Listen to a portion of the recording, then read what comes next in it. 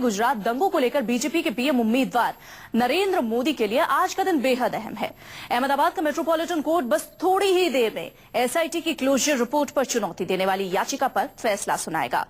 Gulberg society दंगे में मारे गए कांग्रेस सांसद एहसान जाफरी की पत्नी जाकिया जाफरी ने एसआईटी की क्लोजर रिपोर्ट को चुनौती दी है। अगर कोर्ट ने एसआईटी की क्लोजर रिपोर्ट को मंजूरी दे दी तो मोदी को बहुत बड़ी राहत मिल जाएगी, लेकिन अगर क्लोजर रिपोर्ट पर कोर्ट ने संज्ञान लिया तो मोदी के लिए मुश्किलों का दौर शुरू हो सकता है। आपको बता दें, फैसला सुनने के लिए खुद जाकिया जाफरी अहमदाबाद के मेट्रोपॉलिटन कोर्ट पहुंच चुके हैं। आपसे कुछ देर पहले की ये तस्वीरें हम आपको दिखा रहे हैं, जब जाकिया जाफरी अहमदाबाद के मेट्रोपॉलिटन कोर्ट पहुंची थी और अब से कुछ ही देर में ऐसा बताया जा रहा है कि कोर्ट का फैसला आ सकता है। आपको बता दें, बस थोड़ी देर का इंतजार और एसआईटी की क्लोजर रिपोर्ट पर ये फैसला कितनी देर में आएगा, इस पर ज्यादा बातचीत के लिए हमारे संवाददाता भूपेंद्र सिंह हमारे साथ टेलीफोन लाइन पर मौजूद है। भूपेंद्र, क्या लगता है कब तक ये फैसला आ पाएगा? देखिए, कोर्ट की कार्रवाई कभी भी शुरू हो सकती है। तमाम लोग यहाँ पर आ चुके हैं, सिर्फ जज महोदय का इंतजार है। फिलहाल जाकिया जाफरी, तलवार और सभी लोग कोर्ट में पहुंचे हुए हैं और किसी भी वक्त इस पर कार्रवाई शुरू हो सकती है और फैसला आ सकता है। पहले ये कहा जा रहा था भूपेंद्र कि 11:30 बजे तक ये फैसला आ जाएगा। आखिर ये जो देरी हो रही है, क्यों हो रही है? जैसा कि मैंने अभी पहले बताया कि जज जो है वो अभी तक नहीं आए हुए हैं और कोर्ट की कार्रवाई अब तक शुरू नहीं हो पाई है। जज का इंतजार हो रहा है। तमाम लोग यहाँ पर आ चुके हैं, बचाव पक्ष के वकील, सरकारी पक्ष के वकील, एसआईटी के सदस्य और इसके अलावा सुरक्षा बंदोबस्त में तैनात क्राइम ब्रांच के कई अफसर भी यहाँ पर मौजूद है। ये तमाम लोग सिर्फ इंतजार कर रहे हैं जज का। जैसे ही जज आते हैं उसके बाद तुरंत वो फैसले को सुनाएंगे, क्योंकि इस पर कार्रवाई जो है वो पहले ही हो चुकी है। दोनों पक्षों की दलीलें भी सुनी जा चुकी है और तमाम जो मुद्दे जिस पर जाकिया जाफरी ने आपत्ति जताई थी, उन तमाम चीजों पर जांच की रिपोर्ट जो है वो भी पूरी तरह से सबमिट हो चुकी है। उन तमाम मुद्दों को लेकर आज अदालत अपना फैसला सुनाएगी कि एसआईटी की क्लोजर रिपोर्ट जो फाइल की गई थी, जिसमें मोदी को क्लीन चिट दिया गया था, वो सही है या फिर उस पर और जांच करने की जरूरत है। इन तमाम चीजों को लेकर जैसे ही कार्रवाई शुरू होती है उसके बाद फैसला आ जाएगा। बहुत शुक्रिया भूपेंद्र, आप अपनी नजर बनाए रखिए। जैसे ही कोर्ट का फैसला आता है वैसे ही आपसे हम तमाम जानकारी लेकर दर्शकों तक पहुंचाएंगे। फिलहाल तमाम जानकारी के लिए आपका शुक्रिया। हमारे संवाददाता प्रभाकर मिश्रा न्यूज रूम से हमारे साथ इसी मुद्दे पर जुड़ गए। प्रभाकर, आज का दिन बेहद अहम, कुछ ही देर में अहमदाबाद की मेट्रोपॉलिटन कोर्ट का ये फैसला आ सकता है। वंदना, पहले तो मैं बात करूं कि मेट्रोपॉलिटन मजिस्ट्रेट के पास विकल्प क्या है। क्लोजर रिपोर्ट पर कोर्ट ये कर सकता है कि ये कहे कि क्लोजर रिपोर्ट सही है और आगे मामला चलाने की जरूरत नहीं है। दूसरी बात, कोर्ट ये कह सकता है कि इसी जितने तथ्य सामने आए हैं उसी के आधार पर नरेंद्र मोदी और बाकी लोगों के खिलाफ मामला चल सकता है। और तीसरी बात ये कह सकती है, कोर्ट ये कह सकती है कि और जांच की जरूरत है और जांच दोबारा से किया जाना चाहिए। तो वंदना, अगर बात हम ये करें कि कितना अहम फैसला है आज का दिन, तो वंदना, जहां पहले से ही नरेंद्र मोदी और अमित शाह के उसमें महिला जासूसी के मामले में तलवार लटकी हुई है, अगर एसआईटी की इस रिपोर्ट को कोर्ट एडमिट करता है और कहता है कि मामला बन सकता है या जांच दोबारा हो सकती है, तो दोबारा से गड़ा हुआ मुद्दा गुजरात दंगों की जो आंच है, एक बार फिर लोकसभा चुनाव से पहले अगर ये फैसला अगर इस तरह का आता है, बहुत बड़ा प्रभाव होगा इसका नरेंद्र मोदी और बीजेपी के लिए। जब वो पूरा देश ये देख रहा है और बीजेपी पूरा अगर ये देख रही है, मान रही है कि नरेंद्र मोदी देश के प्रधानमंत्री बनने जा रहे हैं, तो ठीक लोकसभा चुनाव के पहले अगर गुजरात दंगों के मामले में अगर कोर्ट आज ये कहता है कि जांच होगी या इसी तथ्यों के आधार पर नरेंद्र मोदी के खिलाफ मामला चल सकता है, बहुत बड़ा सेटबैक होगा। और अगर कोर्ट ये मान लेता है कि एसआईटी की रिपोर्ट सही है और आगे मामला नहीं बनता है, जो तथ्य है वो पर्याप्त नहीं है, इसलिए मामला मोदी के खिलाफ नहीं बनता है, तो बहुत बड़ी राहत होगी और एक तरह से कहें कि गुजरात दंगों में नरेंद्र मोदी को क्लीन चिट मिल जाएगी।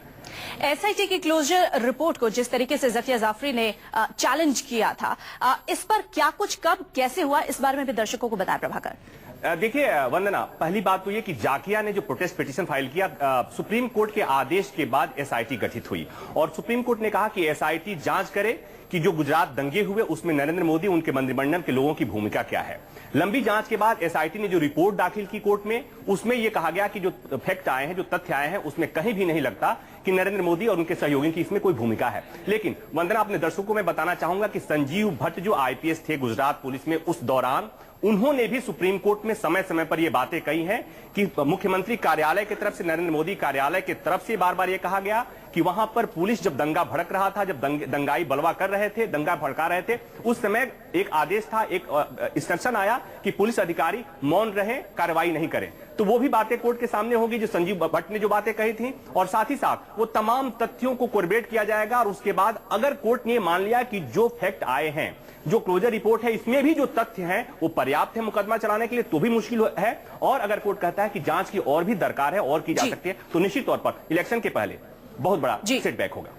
प्रभाकर, आप हमारे साथ बने रहिए, कुछ और सवालों के जवाब आपसे लेंगे, लेकिन इस बीच हम दर्शकों को बताएं कि आज अहमदाबाद के मेट्रोपॉलिटन कोर्ट में दंगों से जुड़ी जाकिया जाफरी की याचिका पर फैसला आपसे कुछ ही देर में आने वाला है। और कोर्ट के फैसले से पहले इस मामले से जुड़े लोगों के साथ साथ सियासी दलों की भी प्रतिक्रिया आ रही है। कांग्रेस का क्या कुछ कहना है इस पर, सुनिए। ये राघवन की जो एसआईटी है वो विक्टिम्स को आरोपी बनाने की बात थी। इतना गंदा आरोप एसआईटी विक्टिम्स पर लगाती थी कि दिल जल जाता था। और जिस तरीके से वो एक्यूज को डिफेंड कर रहे थे, उसको सर्टिफिकेट दे रहे थे, वो शायद इंडियन जुडिशियरी के हिस्ट्री में मैंने आज तक नहीं देखा है। तो मैं मानता हूं कि ये कोर्ट का रवैया क्या है मुझे मालूम नहीं, लेकिन जिस तरीके से आर्ग्यूमेंट हुई है एसआईटी की ओर से, उसमें हमें जस्टिस मिलने की कोई मैं उम्मीद नहीं रखता हूं। को आप और क्या कहते हैं कि त्यागी?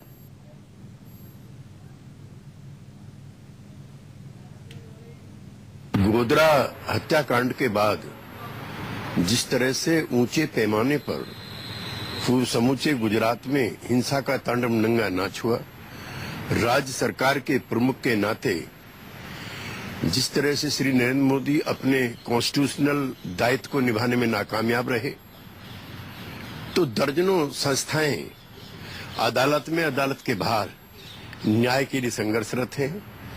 और हमें आशा है कि आज अदालत का फैसला लाखों करोड़ों लोगों को सुख देने वाला होगा। हमारे साथ हमारे संवाददाता प्रभाकर मिश्रा लगातार जुड़े हुए हैं। प्रभाकर, आपने सुना किस तरीके से केसी त्यागी ने कहा लाखों करोड़ों लोगों को खुशी देने वाला ये फैसला होगा, जो भी फैसला अहमदाबाद के मेट्रोपॉलिटन कोर्ट का होता है। लेकिन पॉलिटिकल एनालिसिस इसका आपसे अभी कुछ देर पहले आप बता रहे थे किस तरीके से लोकसभा चुनाव के पहले ये फैसला काफी अहम हो गया, क्योंकि मोदी और अमित शाह एक और केस में, जो महिला जासूसी का केस है, उसमें पहले ही उन पर तलवारें लटक रही हैं। ऐसे में लोकसभा चुनाव काफी पास है, मोदी की लहर पूरे देश में है, जहां भी जाते हैं मोदी वहां पर किस तरीके से भीड़ इकट्ठा होती है, ये सब हम देख रहे हैं। ऐसे में आज का दिन बेहद अहम है, एक तो मोदी के लिए पर्सनली भी, दूसरा बीजेपी के लिए पॉलिटिकली भी, क्योंकि लोकसभा चुनाव सर पे है। वंदना, निश्चित तौर पर। और अगर हम बात करें कि जिस तरह से सुप्रीम कोर्ट अपॉइंटेड एसआईटी ने अपनी रिपोर्ट में क्लीन चिट दे दी थी मोदी को, उसके बाद जाकिया जाफरी ने प्रोटेस्ट पिटीशन दायर किया।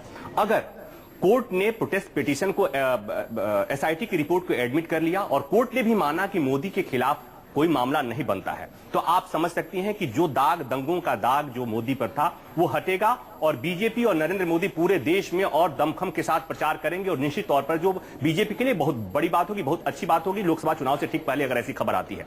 लेकिन अगर कोर्ट ने यह कहा कि और जांच की दरकार है, मतलब गड़ा मुर्दा एक बार फिर उखड़ेगा और जो कहते हैं कि लटकता हुआ जिन एक बार फिर से बीजेपी के, नरेंद्र मोदी और बीजेपी के कंधों पर सवार हो जाएगा, निश्चित तौर पर मुश्किल होगी। और उस घड़ी में जब हाल के दिनों में जब गुजरात में महिला जासूसी के मामले में नरेंद्र मोदी के इशारे पर जो बार बार कही जा रही है बात, जो स्टिंग सामने आए कि नरेंद्र मोदी के इशारे पर अमित शाह ने एक महिला की जासूसी कराई और ढेर सारी जो बातें हुई, तो इस लिहाज से अगर देखा जाए कि आज का दिन बीजेपी और नरेंद्र मोदी के लिए काफी अहम है। सबकी निगाहें गुजरात के मेट्रोपॉलिटन मजिस्ट्रेट के उस आदेश की तरफ है, टिकी हुई हैं, जहां कुछ ही देर बाद फैसला आएगा और तब सारी चीजें साफ हो पाएंगी कि नरेंद्र मोदी, वाकई नरेंद्र मोदी के रास्ते में एक और कांटा आने वाला है, एक बार फिर गुजरात दंगों का जिन सामने आ रहा है, या उन्हें इससे छुटकारा मिलता है।